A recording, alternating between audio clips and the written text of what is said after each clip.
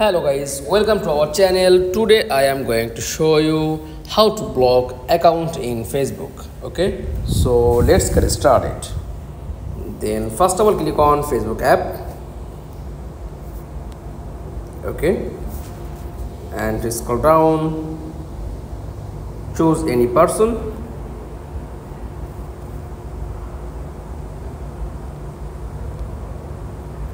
Okay, just tap on three dot option and click on block.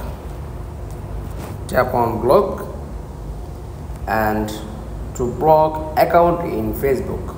That's all. Try another person, same way. Just tap profile, click on three dot option, then tap on block, click on block. That's all.